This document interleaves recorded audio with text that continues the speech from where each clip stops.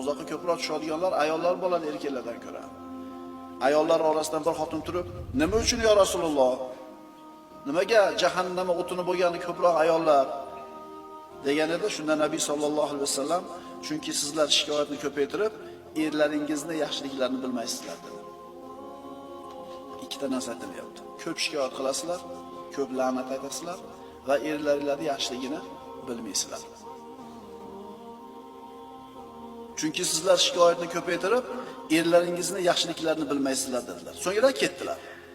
Keyin Abdulloh ibn Mas'ud roziyallohu anhuning ayoli Payg'ambarimiz sollallohu alayhi vasallamning uyiga bordi. Abdulloh ibn Mas'udning ayoli. Kelib ruxsat so'radi, izn berildi, kirdi. Aytdiki, "Ya Rasululloh, siz bugun sadaqa qilishga buyurdingiz. Meni bitta taqinchog'im bor edi. Uni sadaqa qilmoqchi bo'lganimda, erim Ibn Mas'ud mening sadaqamga o'zi va uni farzandlari haqliroq ekanini aytdi.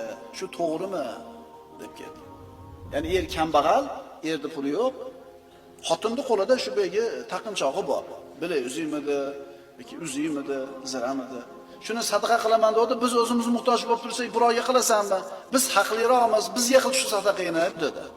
Shunda payg'ambarimiz aytdilar, Ibn Mas'ud to'g'ri aytibdi. Ering va farzandlaring sening qiladigan sadaqangga haqliroq. Nimaga desa, xotin oilani boqishlikka javobgarligi yo'q. Demak, bolalariga o'sha qo'lidagi sadaqasini bersa bo'laveradi, eriga ham. Ammo er xotinni va farzandni boqishlik yelkasida vojib, sadaqasini ularga bermaydi. Chunki xotinga, farzandga sarfarajat qilishlik erkak yelkasidagi vojib. Tushunarlimi? Nima aytishim kerak hozir? O'tirib olib, uyda o'g'il bola xotin ko'chada tirikchilik qilayotganini gapirishim kerak. Birdaniga o'sha bo'lib qolmaydi o'sha o'g'il bola hamchi.